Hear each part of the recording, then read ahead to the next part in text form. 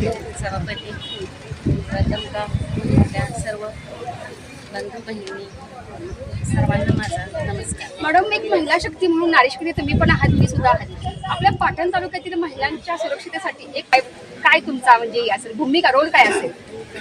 मी आत्ताच या पद घेतलेलं आहे। मी या पाटण तालुक्यासाठी काहीतरी इथून पुढच्या पिढीला काहीतरी सभापती पद या नात्याने मी उभे करेन। तालुक्यातली तशी आपली जर महिलांच्या बाबतीतली सुव्यवस्था बघितली, कायदा आणि सुव्यवस्था बघितला तर पाटण तालुक्यात कायदा आणि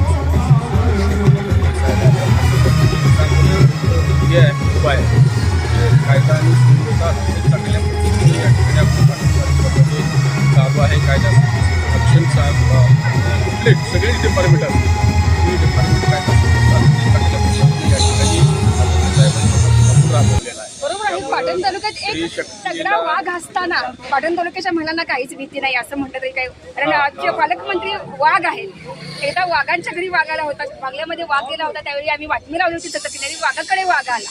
बरोबर, आज एवढा मोठा धाऱ्या वाघ असताना पाटण तालुक्यात स्त्री शक्तीला मला वाटतं काहीच भीती नाही। आणि जर तसं काही झालं तर तिथल्या तिथे हात पाय काढण्याची सुद्धा पालकमंत्री ही घेतील। जागच्या जागी त्यांचा म्हणजे लगेच तत्कालीन क्रिया घ्यायची त्यांची सवय आहे, ते नक्कीच ठेवतील।